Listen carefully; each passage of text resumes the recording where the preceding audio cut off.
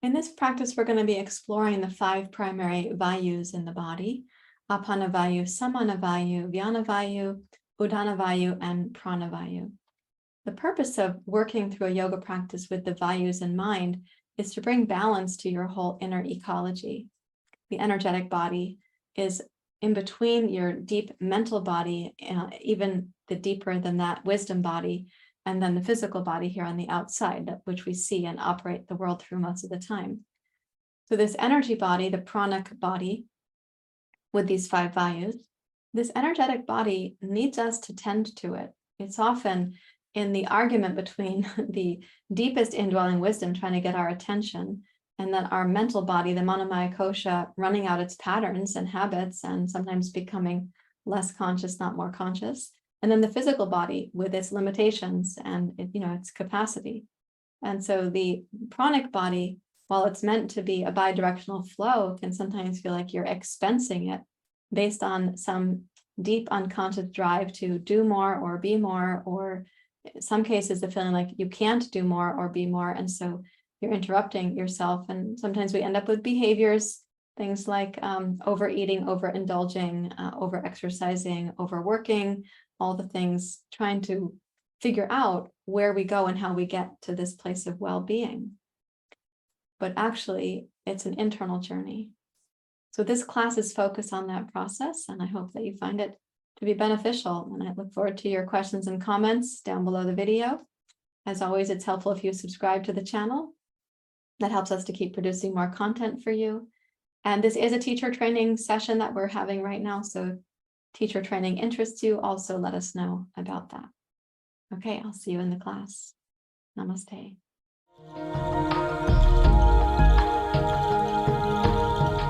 Welcome for practice. Our focus right now in our yoga teacher training module is on the 5 Vayus and how to bring them into balance. So that is my aim in this class.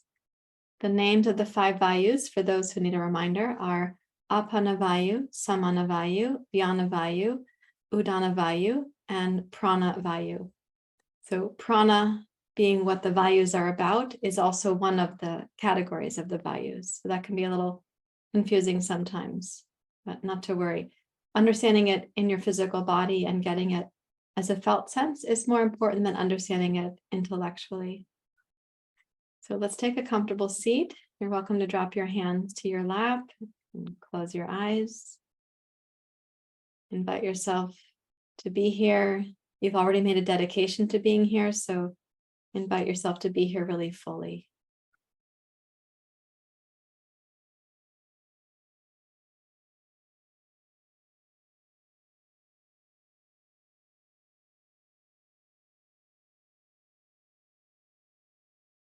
Lengthen up through the crown of your skull. Let's think of the uppermost reach that we make as kind of like an antenna that has both reception and transmission. And hopefully the reception we're getting is from the divine, or from consciousness or love or nature. And ideally the transmission that we're sending out is the same from those places.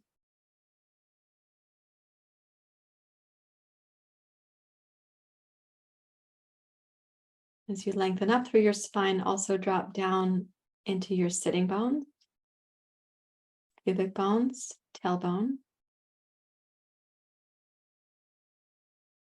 You could picture kind of dropping down from the bones of your pelvis down towards the earth, having even greater roots. Exhale to exhale.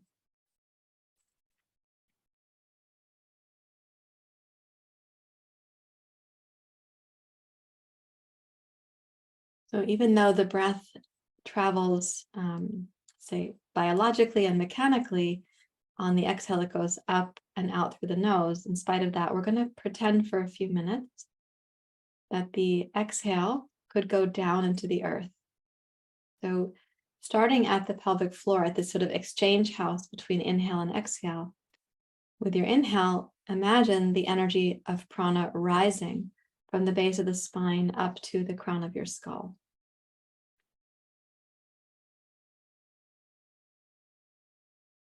And for the exhale, imagine that your prana is descending. So from the sitting bones, those roots going even more deeply into the earth.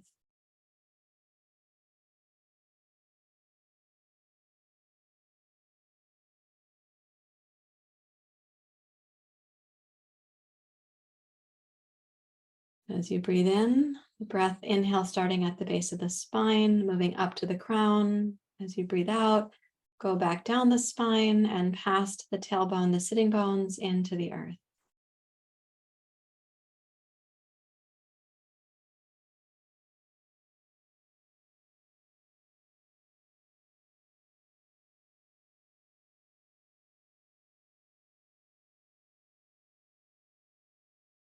The movement that is downward with prana is called apana vayu, the downward force of prana. The movement that is upward is called prana vayu, the upward force.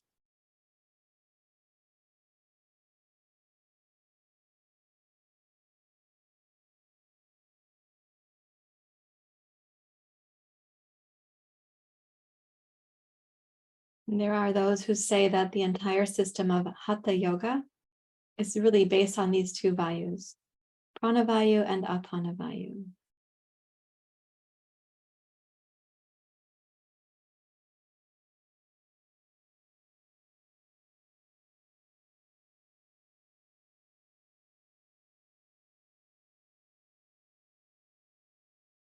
As you've tapped into this, now start equalizing the length of your inhale with the length of your exhale.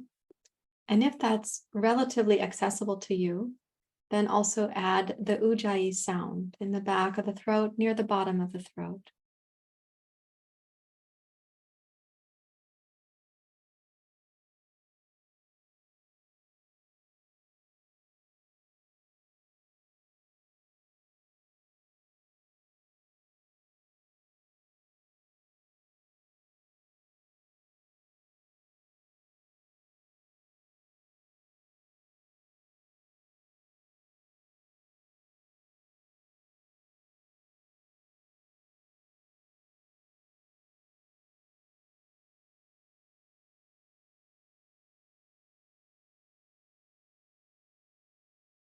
And then release the practice at the end of the next exhale.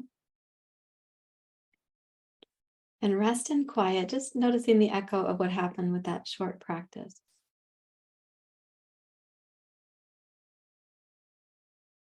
You might ask if the practice was able to help you cross the threshold from daily life into being here on your yoga mat. Or perhaps it quieted down your mind in some way, allowing you to be more in touch with your body.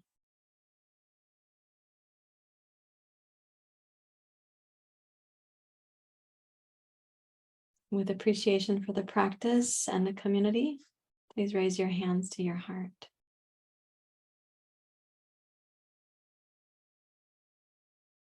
Om Sahana Vavatu Sahano Bhunakto Savidyam Karava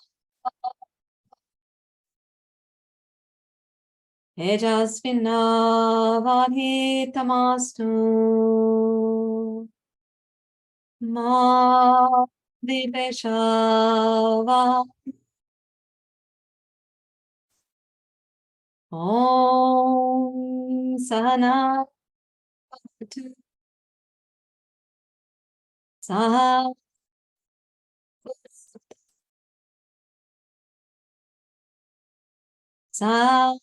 Savidyam Karava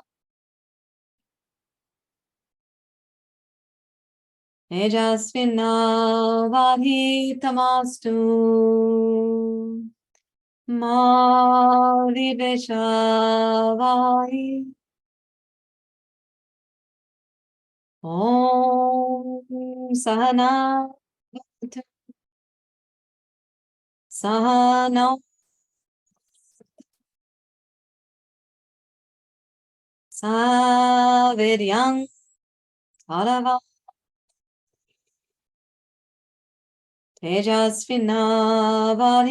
Tamastu Ma Vidveshavani. Om Shanti Shanti Shanti. Hari Om. Shri Guru Pyo Namah. Hari Om.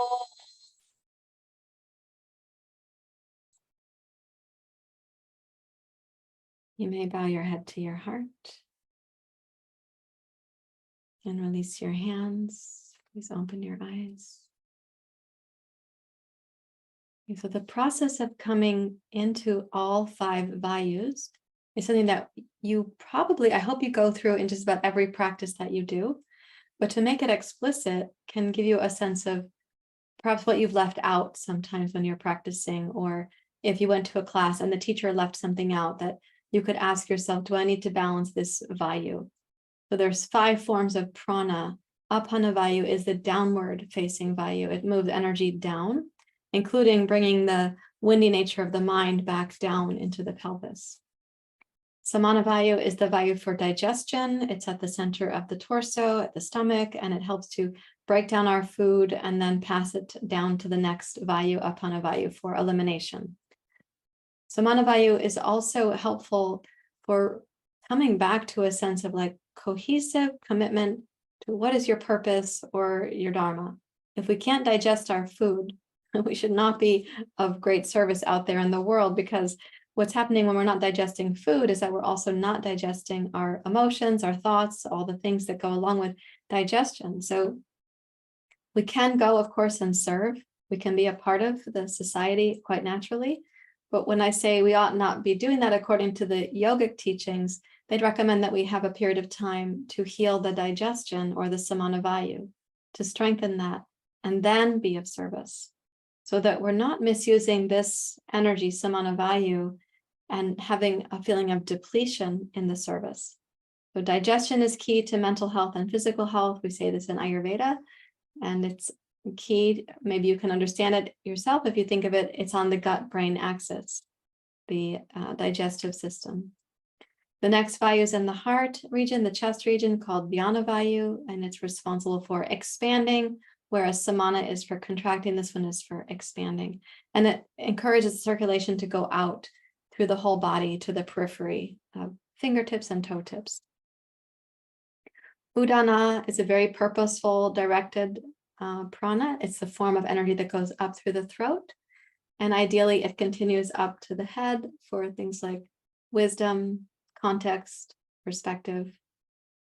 But frequently, Uddiyana Vayu is interrupted by overeating, over-consuming anything, alcohol, food, drugs, whatever it happens to be, or by over-talking, like, sending energy out horizontally. So this is horizontal, whereas Uddiyana is meant to be vertical. And then Prana Vayu is the prana for the headspace or the mind, and it showers over the whole body. It's an all-encompassing Vayu. And it's going to be in its healthiest expression if the other Vayus are also balanced. Since Vata dosha is the first dosha to go out of balance, and it has such a sway on the other doshas, and Vata's home is in the pelvis where Apana Vayu is, it's always helpful to bring Vata dosha back to that seat in the pelvis. Okay, so Samana Vayu is associated with the Pitta dosha for digestion, the core elements of Pitta being fire and water. And then the Kapha dosha is associated with the heart, Vyana Vayu, with circulation and moving energy. So Kapha is the most unctuous of the doshas. It has this nurturing pulsation, and that's the seat of Kapha dosha is in the chest or the heart. Okay, so that's a little book review, little overview of the teachings for you. To help put this into the body, we'll start seated in a meditation position as you're doing right now. To join you, I'm going to move back to my mat, and then I will see you there. Okay, so to start in a meditation seat, for most of us, we sit in the way that's comfortable to our pelvis, hips, and knees. We choose the comfortable side, and I will be asking us to vary that a little bit. But we also tend to sit on something that, it's hopefully it's giving you just enough support. It's not too much support, not too little support like Papa Bear, Mama Bear, and Baby Bear. It's the just right amount of support. But as you're sitting here right now, I'm going to ask you to cross your ankles and your shins to a pose called Sukhasana. And so that your feet are going to act as supports to the shins. Right now, of course, for some of us, the shins still will not rest on the feet. It's a matter of the shape of your hip sockets. In that case, you can put blocks under your knees to give support there. Now, as you're sitting, whichever leg's on the outside, allow that to be the case. And then walk forward, bow your head as you come forward. For anybody for whom you can comfortably place your elbows on the floor, go ahead and do so. And then relax the weight of your head.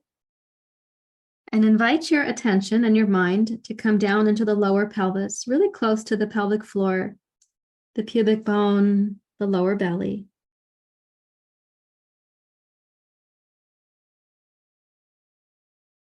Let's imagine the inhale is able to reach the pelvic floor. For when the diaphragm draws down, there's going to be a corresponding downward pressure against the pelvic floor.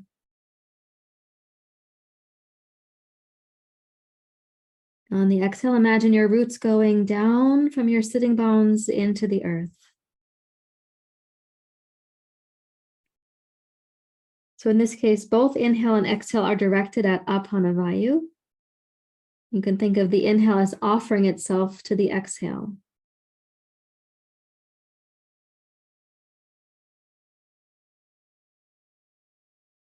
And with each exhale, we can imagine the quality of letting go. The Apana Vayu is the Vayu for elimination. So the process of letting go of that which you don't need to hold on to, letting go of that which is ready to go or to dissolve.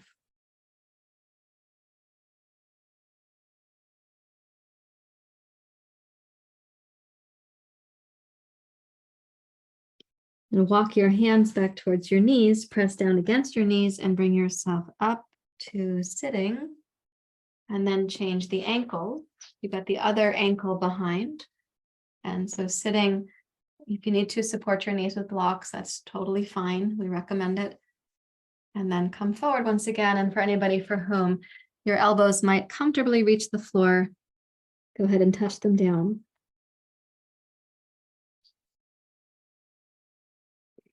And as you bow over your legs, if you'd like to support your head, go ahead and add something there for your head. Direct the inhale and your mind down into the pelvic basin, really close to the pubic bone, the tailbone, the sitting bone.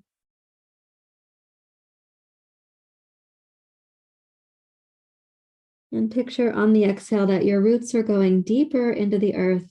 Your sense of like connection there and feeling resourced there can increase breath cycle to breath cycle.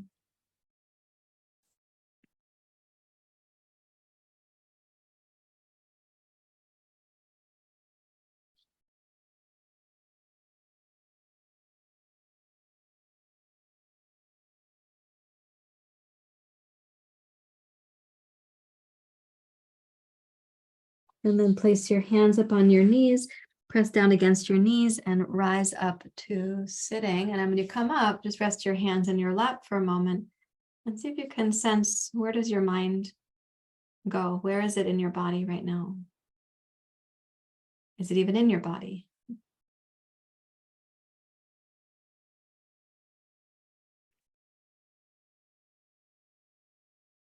And now place the soles of your feet together in Baddha Konasana.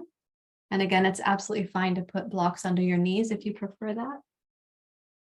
Soles of the feet together. Let's go ahead and hold on to the toes. Lift up through the torso initially and press down with your knees. Just give yourself a little stretch and awakening of the hips, maybe even your inner thighs. And then exhale and come forward. You may place your shins and elbows in contact with each other. You may choose not to. There's no need to actually press down with your elbows on your shin. But you can allow the torso to come forward. And again, if you want to support your head, please go ahead and do so.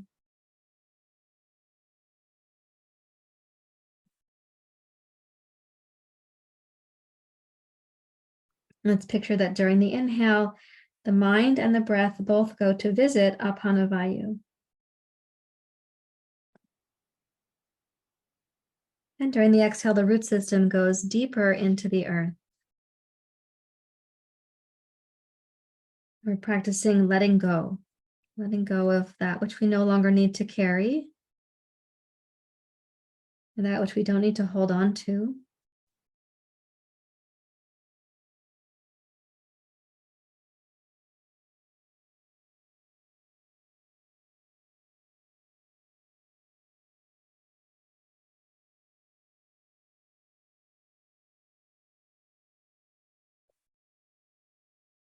And then press down against your feet, and with your inhale, rise up to sitting.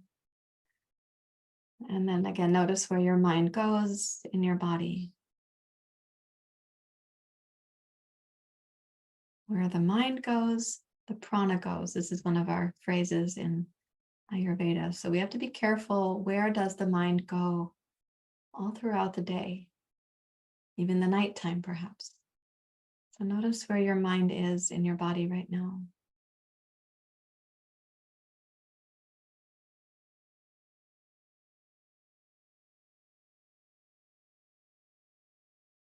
Okay, and now from where you are, please bring both knees up to center and place your feet so that they are flat on the floor.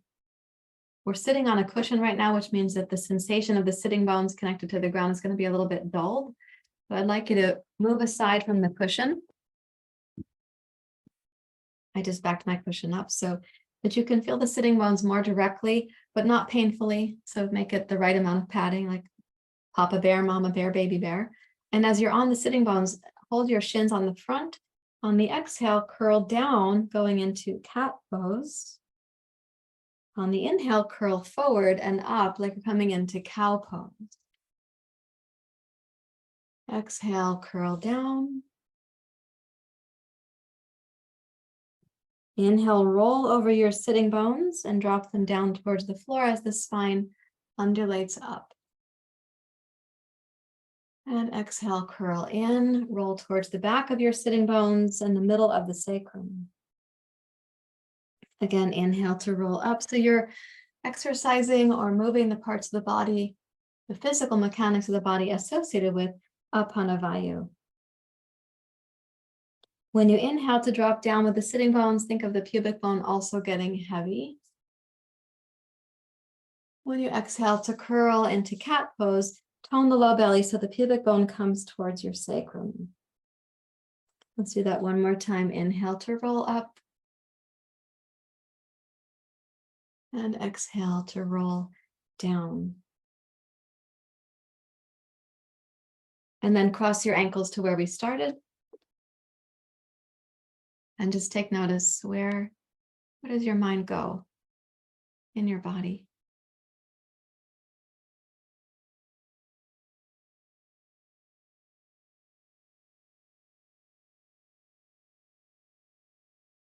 And we'll do another pose really directly about Apanasana. Please use your cushion if you need to, and come to squatting. The reason to use the cushion, or the manner in which to use the cushion, is to put it under your heels. You also could put your blanket under your heels if you prefer. And as you place something under the heels, that would be because your ankles are too stiff for squatting, or it feels like you're going to fall over backwards if you don't have support under your heels. But let's put the soles of the feet together. I'm sorry, not the soles, but the inner edges of the feet together. Walk the torso forward and bow over your legs. If possible, you can have your knees in your armpits. Release the weight of your head. And watch how the breath travels here. This is a compressive pose, this version of Malasana. And on the exhale, even though your sitting bones are not touching the ground, could you imagine them getting more rooted during the exhale?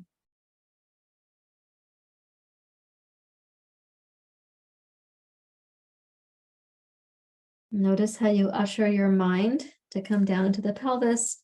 Where the mind goes, the prana goes, and Apana Vayu is really helpful for bringing the vata mind back into its seat in the pelvis.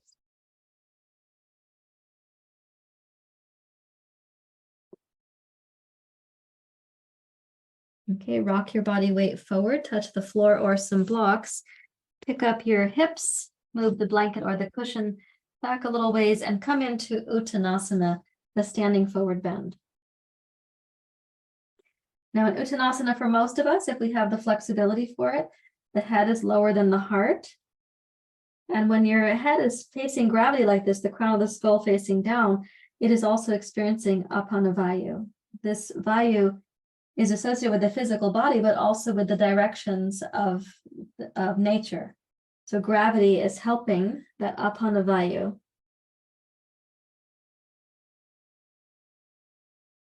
As you breathe into the hips and pelvis, so let that be a consistent focus that you're breathing into your sitting bones, your hip bones, your pelvis.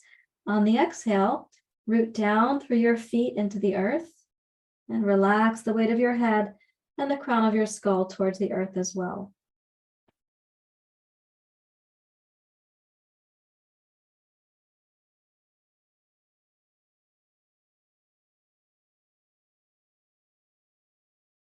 Please energize your legs, raise your hands to your hips, and rise up to standing. And notice when you come up to standing, where does the mind go in your body? Where do you sense it to be?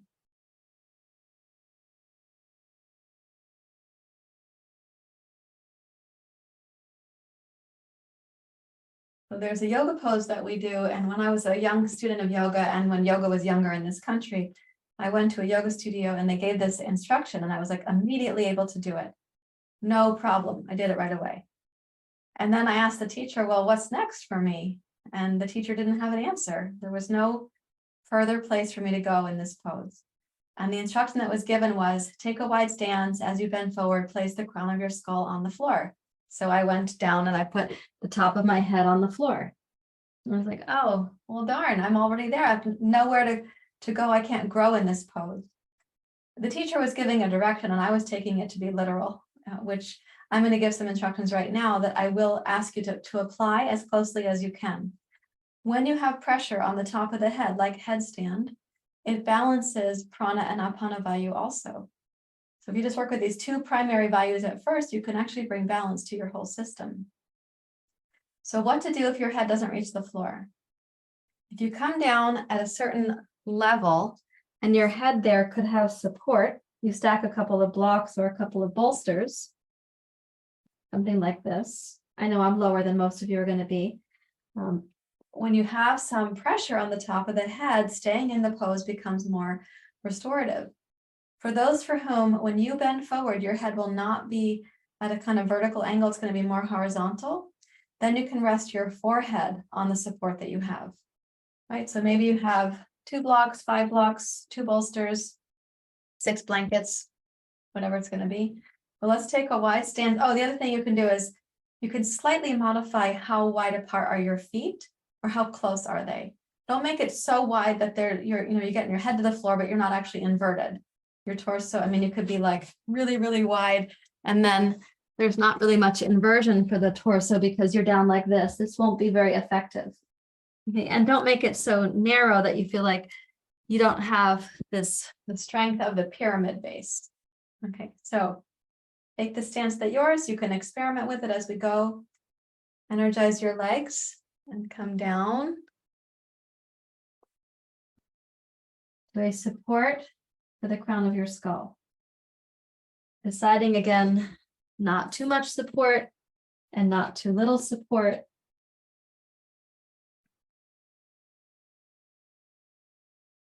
And then we're going to inhale into the pelvis as we've been doing. And on the exhale, extend the energy down through your legs into your feet and also down through your torso towards the crown of your skull.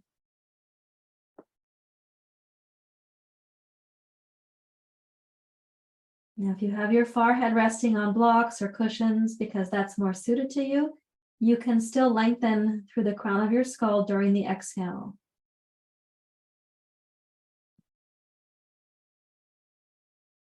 And once more, consider that we're resolving or releasing, we're practicing the letting go, the elimination part of the cycle.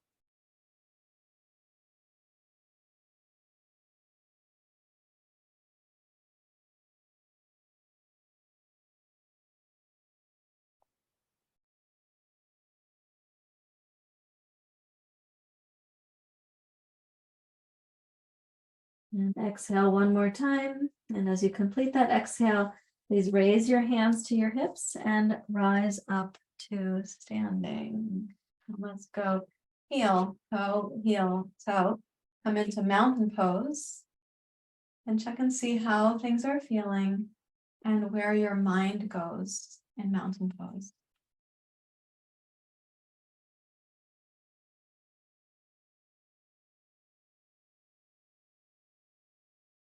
If possible, watch the intelligence mind more than your narrative animal mind. Where does the mind go in mountain pose?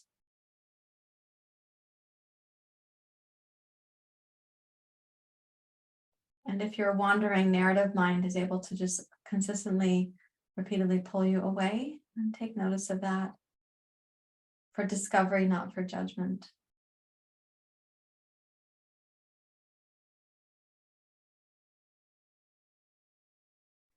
Okay, so those are a couple poses that we can use to help balance Prana and Apana Vayu. Now we're going to come into downward dog pose, which also has a similar effect. And I'm going to recommend in this dog pose that you can also set up having support for your head. Now, it should never feel like you're going to have to bring your head down to the support, but rather that the support is at the right height for your head. So Papa Bear, Mama Bear, Baby Bear. If you place something in front of you, like a block or a folded blanket, and then you place your hands, you have to experiment a little bit. Tuck your toes under, and then reach back into your dog pose. Notice where your head kind of arrives to, and then reach for your support to place it there. And in my case, the support ends up being near my hairline, more towards the top of my head. And that might be the case for some of you, but others will find that the support is on the forehead. I am not suggesting that your head should reach the floor in downward dog pose. So please keep your arms in integrity, reach your hips way back towards the wall behind you, root down into your heels. Everything in the pose has the integrity you would have, even if your head was not supported.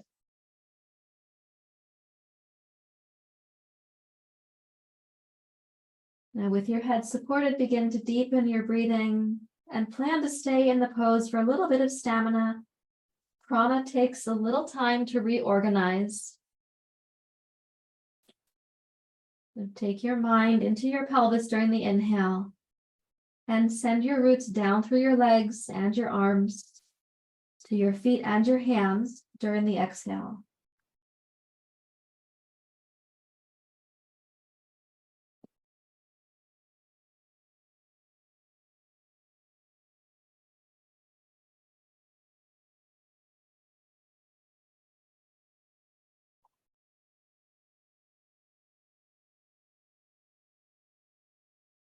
And then with your next inhale, come forward and down to table pose. From table pose, put the big toes together, and the knees can be a little bit apart, and then come down to child's pose with your forehead on the edge of the supports that you have in front of you.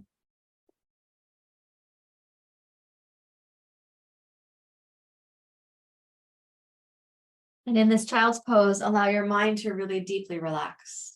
Like, even let your face relax. If you're supporting your head at the forehead in child's pose, and let the lips release from the teeth. Let the cheeks not hold on to the bones of your face quite so much.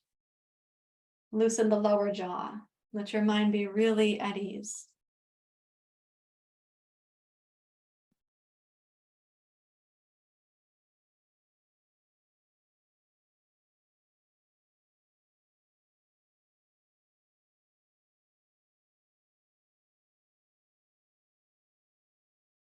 And then walk your hands and knees towards each other, and please come up to Vajrasana, thunderbolt pose. Come to kneeling. And let's just check in and see how are things feeling, and where does your mind go? Not your narrative wandering mind, but your intelligence mind. Where does it want to go in the body right now?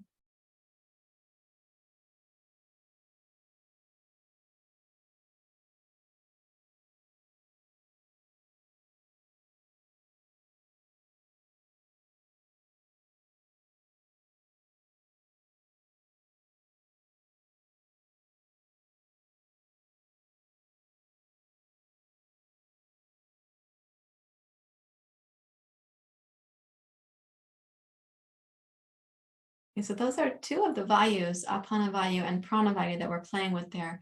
We're not going to do headstand on Zoom. I don't feel I can see you all well enough. I don't know where you are in your homes. I don't know if your cat's going to jump on you. I don't know what your neck feels like. So just know that headstand and also shoulder stand, they're also really helpful for balancing Apana and Prana Vayu. And they are helpful for that because you can stay a little while. So the prana gets reorganized versus handstand is a wonderful jolt of prana. When you're done with your handstand and you stand back up, you feel like, whoa, that was a rush. And you might have more energy here. Headstand and shoulder stand tend to be preparative for meditation. Like you'll feel more grounded. Right? So now let's give some attention to Samana Vayu, which is a contracting Vayu. Its partner in this is Uddiyana Vayu, the expanding Vayu. So if you think of food comes in, and in Ayurveda, we are heavily focused on health through digestion. We say the food you eat is the food you become.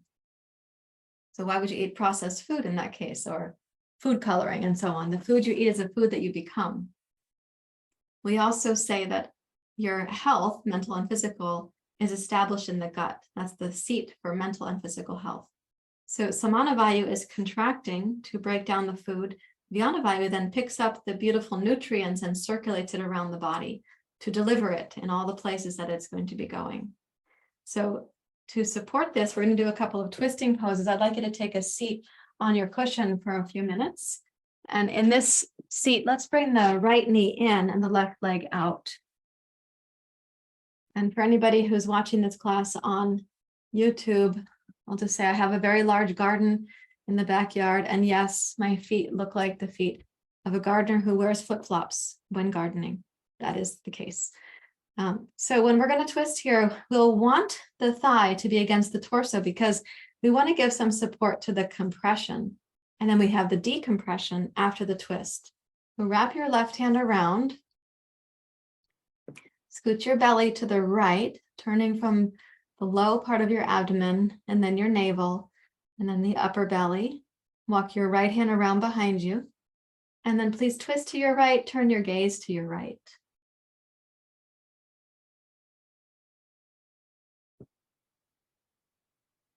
So even though we're now doing a pose for Samana Vayu, I'm going to still recommend that your mind on the inhale comes down into your seat. And on the exhale that you sense the roots still going further into the earth. And that's because where the mind goes, the prana goes, and sometimes in twisting, you have this compression in the middle of the body. And somehow the mind starts getting more daydreams, more fantasies. It's like meandering about in the ethers up here. So bring your mind down into your seat, not up into your head.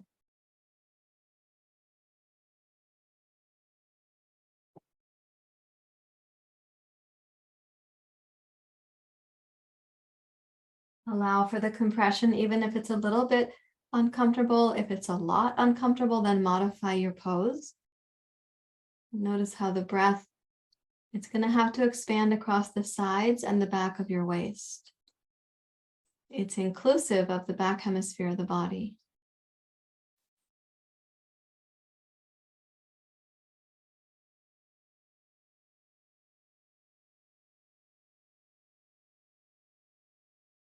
And now with an exhale, come around to face forward.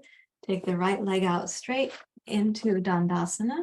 So you had compression, now you have the release of compression going down your leg.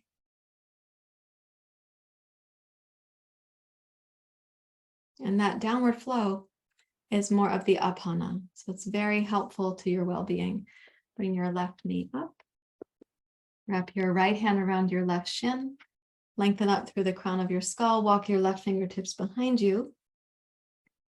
And as you twist to your left, again, allow for the compression. And bring your mind down into your seat.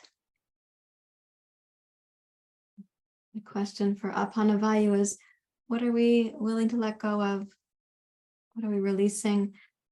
The question for Samana Vayu is, what do I have to digest?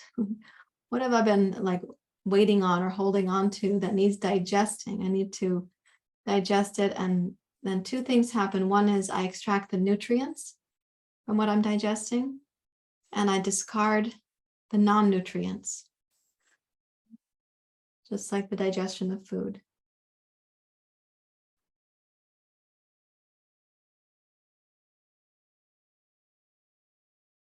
Allow the breath to be expansive in the back body.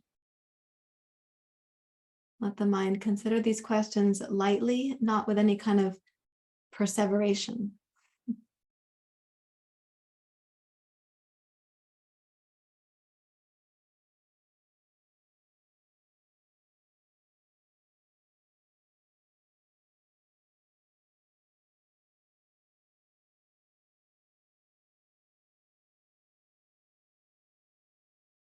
And then exhale, come around to face forward, lengthen your left leg out.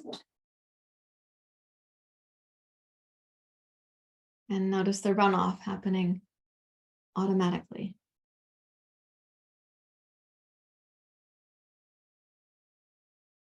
Where does your mind go?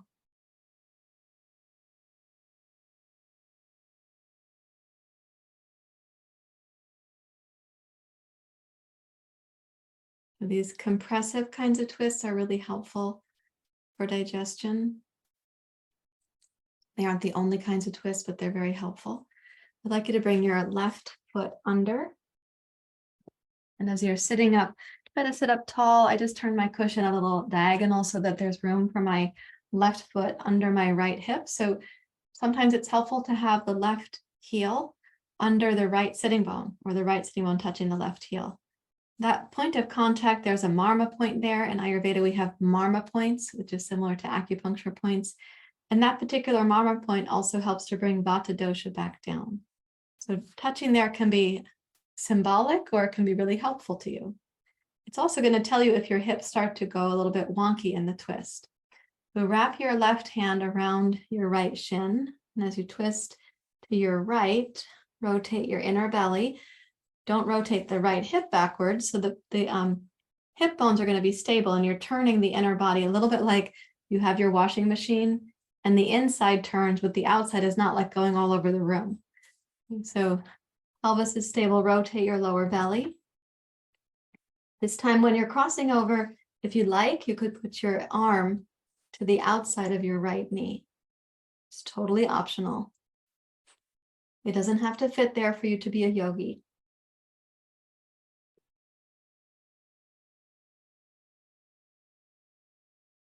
And then as you bring the breath down, again, let it expand into the back and the sides of the waist. Maybe the twist helps you to exhale more completely. And during exhale, we are still sending the energy down like roots into the earth.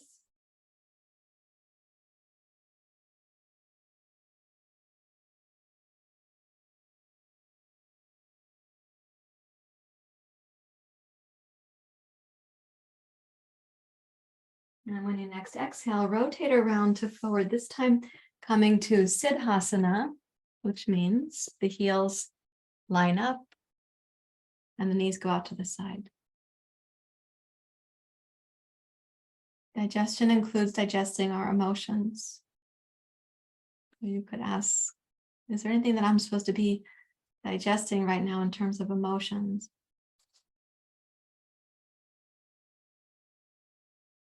It's unhelpful to hold our emotions, or to stuff them or hide them or compromise them.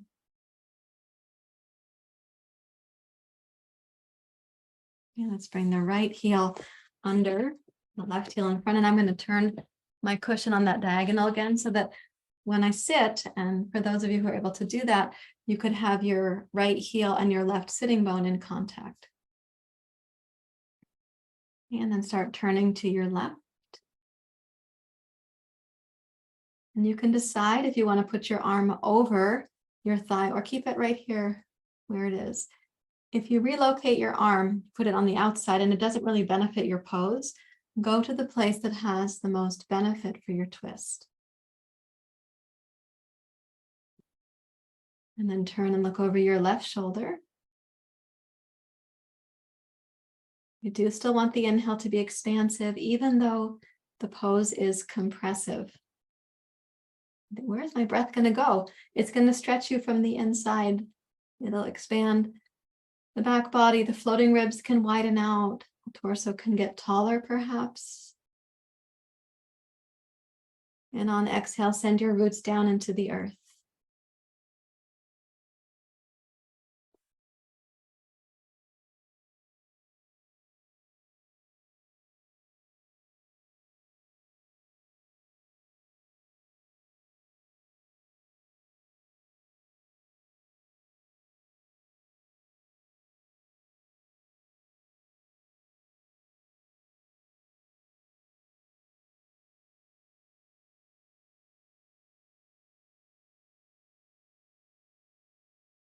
And then when you next exhale, come around to face forward.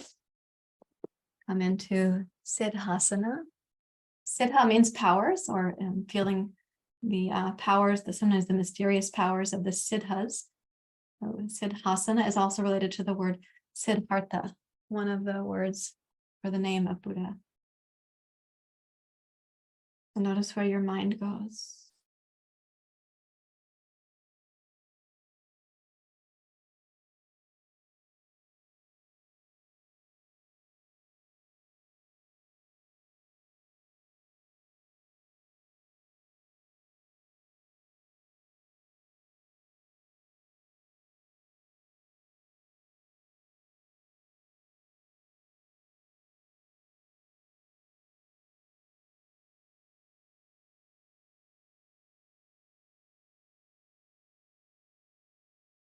Now from Siddhasana, we're going to do a twist that includes a little bit of forward bending, a little bit of side bending, and then a rotation.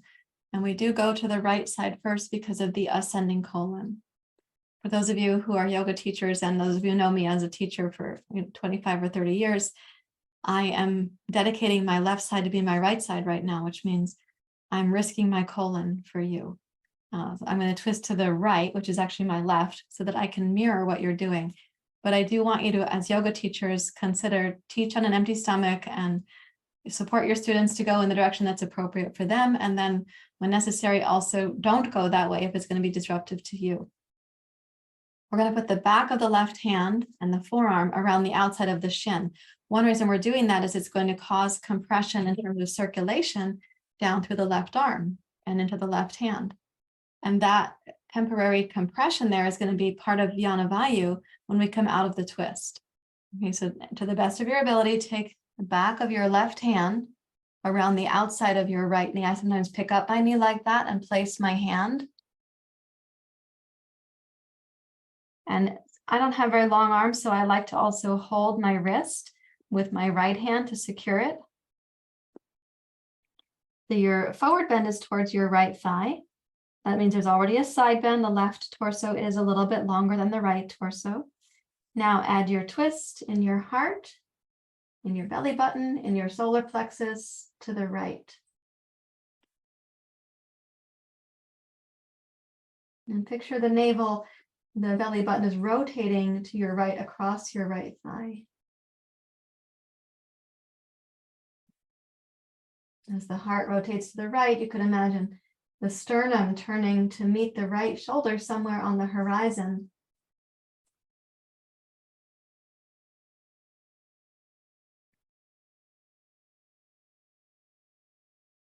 And exhale, let your roots go down as you rise up to your seat. And I will ask you to sweep the left arm out and notice the circulation running down your arm, lower it below the level of your heart. And notice that circulation gets stronger without touching the floor. If you can feel your heartbeat in your left hand. And if you put the right hand out, how is it different? Let's do the other side. So I do recommend that you switch your feet from time to time. So if you're in your comfortable Siddhasana, do the other one, please. Now we're going to be turning to the left, and you bring the back of the right hand around the outside of the left knee. And I pick up my knee to help get it there. And then I like to hold it with my left hand, which is my right hand. Don't tell my hands. They've been doing this for 30 years. reversing themselves during yoga class and then righting themselves after yoga class. Okay, rotate your lower belly to your left.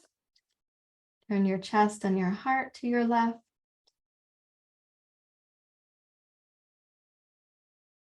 Breathe in an expansive way, especially include the back and the sides of the torso.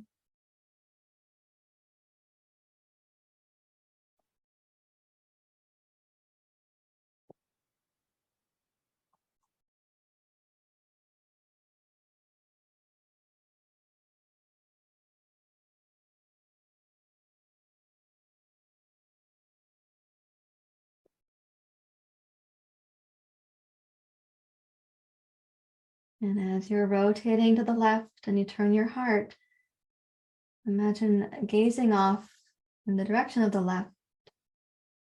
Uddiyana Vayu is expansive and provides us with opportunities. And those opportunities are dependent upon Apana Vayu and Samana Vayu working well.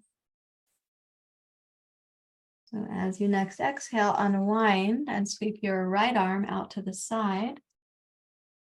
And then bring it down lower than your heart, but without touching the floor. Notice where your mind goes. And then bring your right hand back to your lap.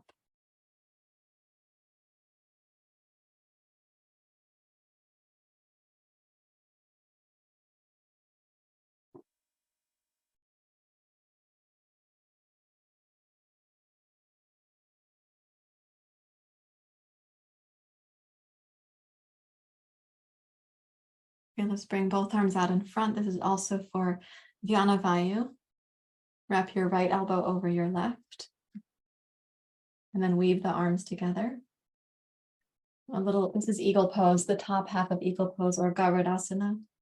A little yoga story. When I began doing yoga, I had already, as a gymnast, broken my left arm twice. Once was falling from the high bar. I broke my arm and I got my first concussion falling off the high bar. And so when I first started doing this pose, my hands were so far apart. I used to, at this time, it was back in the late 80s, early 90s, I had leg warmers. So I would hold one leg warmer between my hands. We did not have yoga straps, I guess. We didn't have that much yoga equipment. I was living at Brighton Hot Springs at the time. And so eventually I sewed yoga straps for Brighton Bush. I made them because we didn't have them.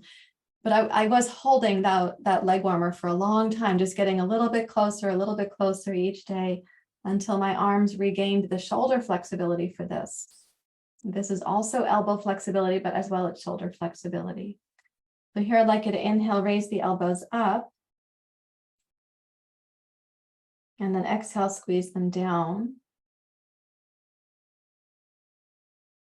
Inhale, raise up. Exhale, squeeze down. And do this one more time. Inhale up. And exhale down. And of course, you might be holding your leg warmer right now, or your yoga strap, or your pillowcase, I don't know, a bathrobe sash, whatever it is. But release both hands now and sweep them out. Raise your arms up. And then really slowly lower your arms out to the side and try to keep track of the feeling of fullness that's going to come into your fingertips, your heartbeat, circulation. When you come down without touching the ground, notice the heaviness of your arms and hands as circulation returns. And that's like the essence of Uddiyana Vayu. Now bring the left arm over the right arm. And wrap this. This has always been the easier side to wrap for me, but it was not easy in the beginning.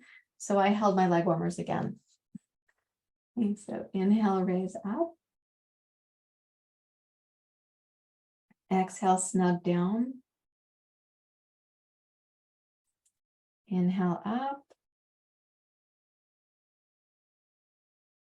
Move at your own pace. Maybe you're requesting for your body, okay, what do I have to let go of? Maybe neck and shoulder tension, or you might think, well, what do I have to digest? Oh, the emotions of stress, or the emotions in reaction to stress, for example.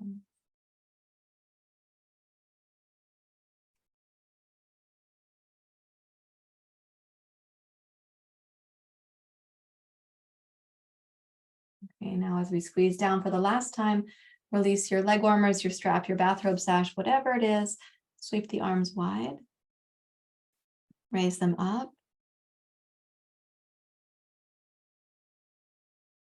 And then exhale, float your arms out to the side. Again, watching like with just really keen interest. You start feeling your heartbeat, the circulation, the innervation. Come to the place where you're not yet touching the ground.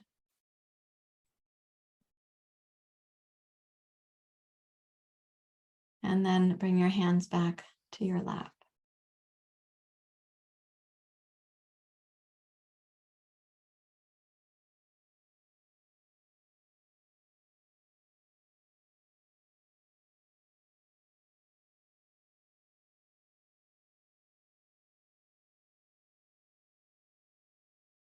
Notice where your mind wanders and what is the quality of your mind as you come to sit.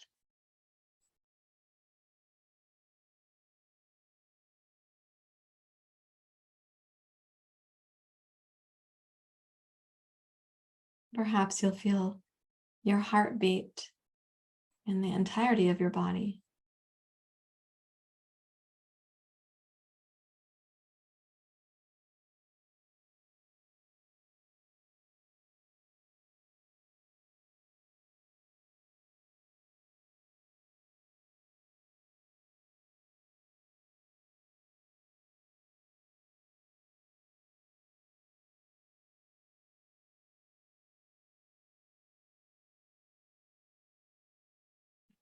Open your eyes if they're closed, and we're going to move into a pose called bridge pose. I'm going to suggest that we have a support, and sometimes we use blocks for that. I'm going to show this morning, I know that you don't all have blocks, so I'll show you with a couple of bolsters. That could also be a folded blanket if you would prefer that. I'll take these two to be the equivalent of the height of 2 blocks. It's of course going to be a little bit squishy because these are bolsters, not blocks. But when you come into bridge pose with your blocks, what you normally do is you lie on your back, lift your hips, put the blocks under, stacking them like this. When you're using 2 cushions, I'm going to recommend that you go to the side of the cushions and then roll into your position. So you go like this. You're kneeling facing the same way that your head's going to be. You put your hips on the edge of the cushions, roll onto your back, and then touch your feet down to the floor. You're approximating bridge pose. Now in this bridge pose, the Vayus are, Apana is at the head now, and Prana Vayu is going to be at the pelvis. So bridge pose in this case is not the active form of bridge pose yet. We will also do that one, but I'd like you to set yourself up here, organize your clothing so it's not binding anywhere. And then bring the knees up to the height that they go above your hips. And for anybody for whom your hamstrings are not too limiting, take the legs up straight. Now the circulation from the legs is going back towards the heart, back towards Uddiyana Vayu. So you're you could think of it like, oh, I'm going to replenish the reservoir of prana that is in the chest and the heart. If your hamstrings are a little bit limited and straightening your legs is not possible, you can make a slight bend to the knees like this. The idea is that your feet are higher than your ankles, shins are higher than your knees, the knees are higher than the thighs, thighs are higher than the hips, and the pelvis is higher than your heart. And the heart is higher than the mind, the head.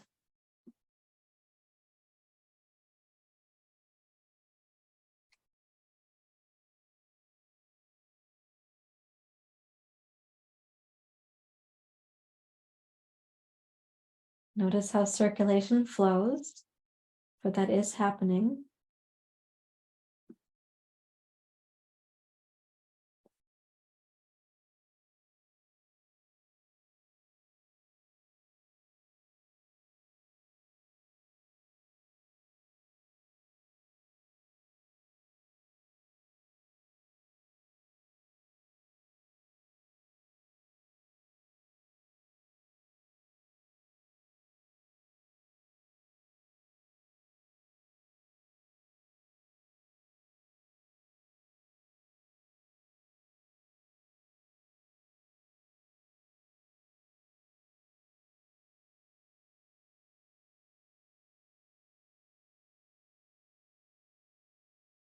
So the heart Vayu, the third Vayu, is one for expansion, and it's one for circulation. So reaching in to the circumference of your being, you could say. So if we are mentally scattered in daily life, it's very hard to have this sense of genuine expansion. We might feel overextended, distracted, or scattered, but not expansive.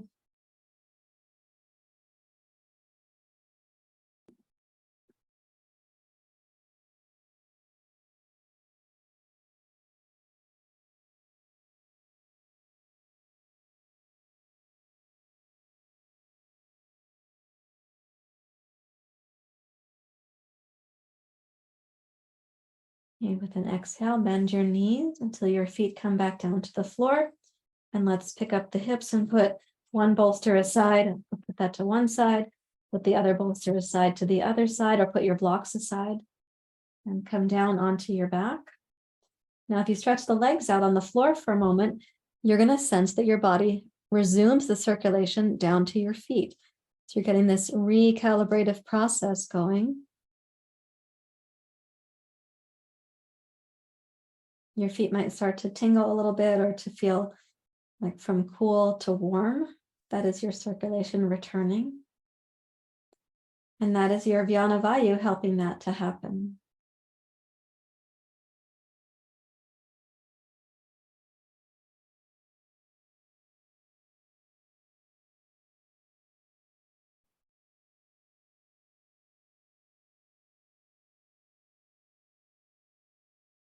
Okay, let's bend your knees, please. Place your feet flat on the floor for bridge pose. Now we're going to do bridge pose as a pose that compresses the shoulder joint temporarily. That's when we tuck the shoulder under to really get it to be firmly on the ground. The shoulder blades lift the heart up. It should feel like it's like Hanuman. You know, he opens his chest and heart because he's serving his mission, which is Ram and Sita. So it should feel like the heart is opening this way, and yet the throat, Uddiyana Vayu, is going to be closed. So if you press into your heels, energize your leg muscles, lift your tailbone and start going up so your thighs reach for your knees. The lower back should feel long, right? You're not trying to overarch the lower back. Underneath your bridge pose, while the hips are firm, the hamstrings are also firm, you're going to clasp the hands if you can. If you cannot interlace the fingers, then hold your strap or your bathrobe sash or your leg warmer. Once you have something to hold on to, tuck each shoulder under and then press your arms firmly down against the floor as you raise your heart up. It should feel like the back bend is really in the heart, and yet the chin is down towards the throat, and you can gaze towards your heart.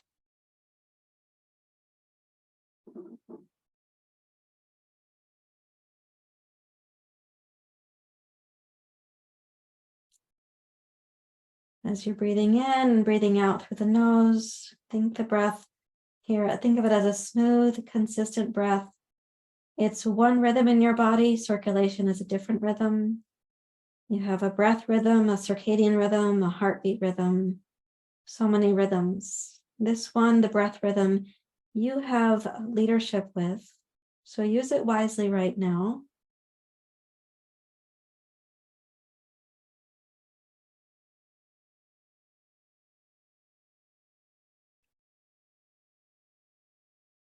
And then as you exhale, lower down so that you're going to sit on the back of your hands if possible, or the back of your leg warmer. So your arms are still in a way, let's say, trapped under your torso. Keep the shoulders squeezing back. Stretch your legs out straight. Place your palms flat down if possible. Press your elbows, hips, and hands down, and then lift your chest into fish pose, Marichyasana. We lift the chest and the heart to the best of our ability. Press the shoulders back, and if your head doesn't comfortably reach the floor behind you, then it's helpful to have something under your head to give it support. However, you would not have anything under the head in bridge pose, so you have to prepare yourself for being here in fish pose by having something at the ready. Or you could decide that fish pose is not a pose that your body's ready to do yet. And you can practice some other preparatory poses to come back here. With your exhale, lower down from fish pose. Release your arms. Now you have your two cushions.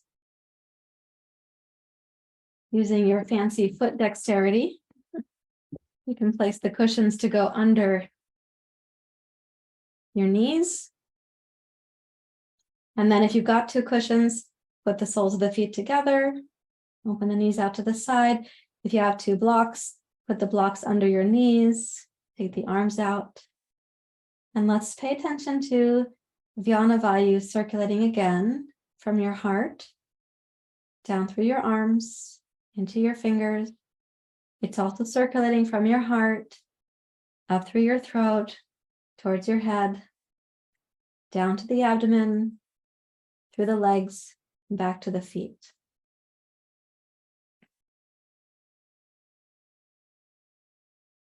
Circulation is going out. It is also coming back.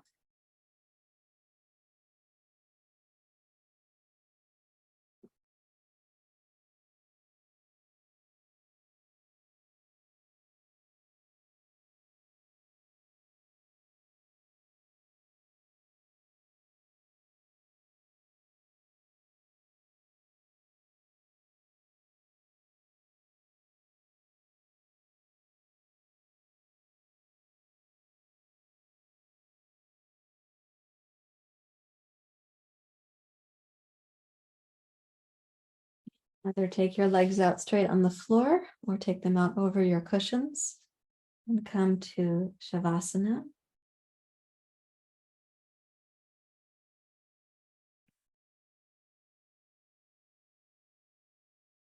This is a wonderful time to use your eye pillow. One of the great expenses on Prana right now in our world is that we spend a lot of time looking at screens of all kinds. And so an important way to restore your prana is actually to use an eye pillow or an eye mask to give your eyes a break.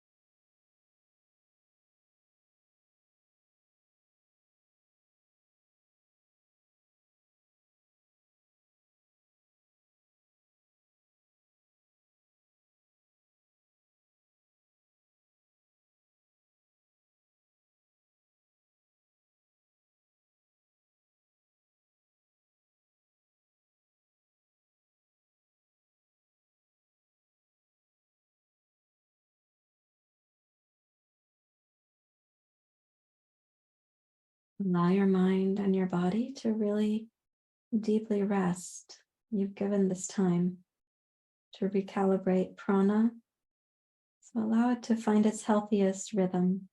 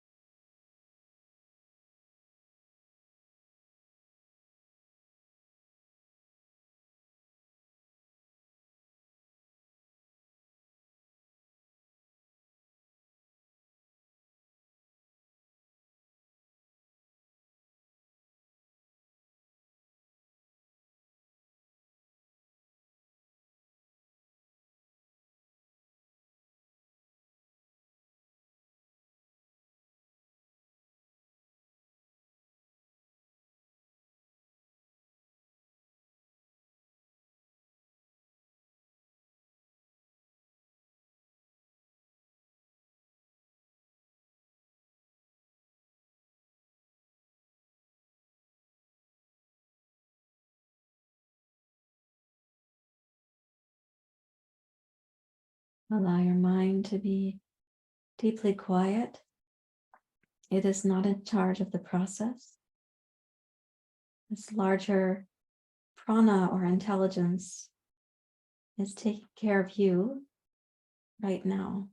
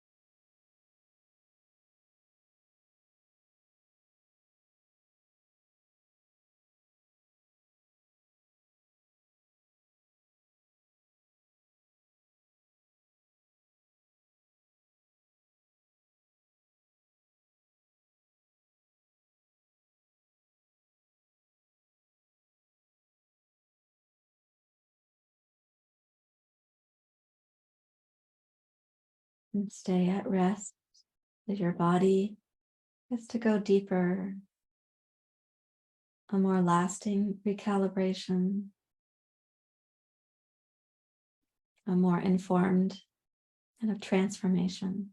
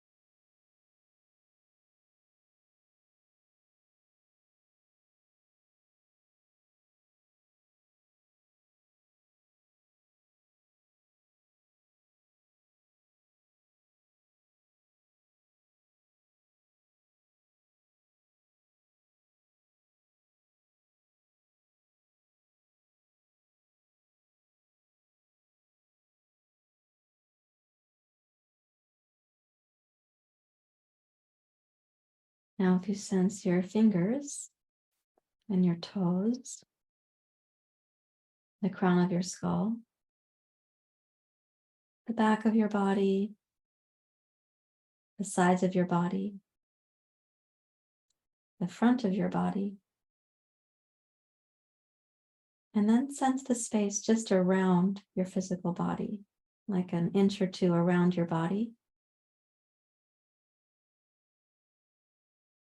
Of course, the inner body is also important, but as you sense this space just around, let that grow a little bit, as if you're making your own bubble for prana.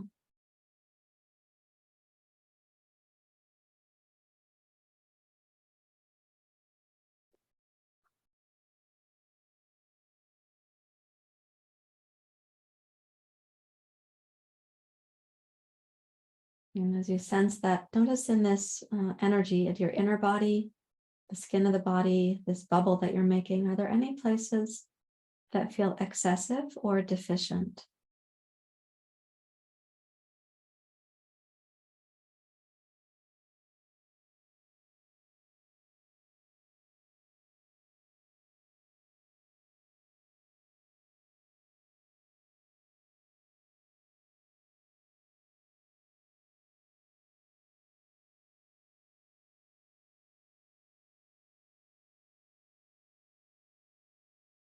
And you can lightly wiggle your fingers and your toes.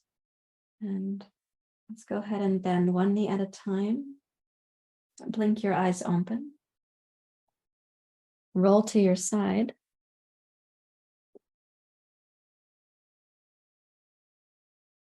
Rise up to your seat.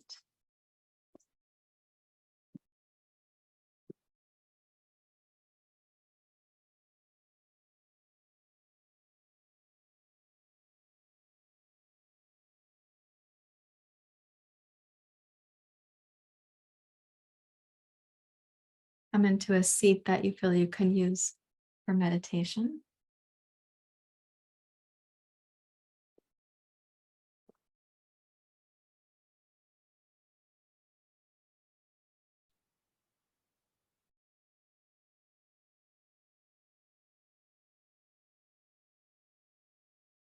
And place your hands where you prefer them to be for meditation, or place them where your hands prefer to be.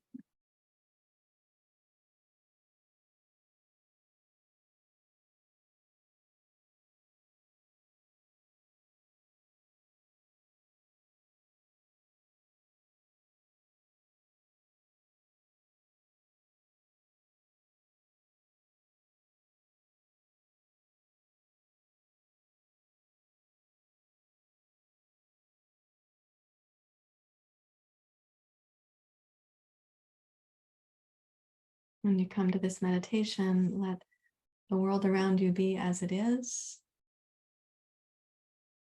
And see if you can sense the way prana is organized in your body right now.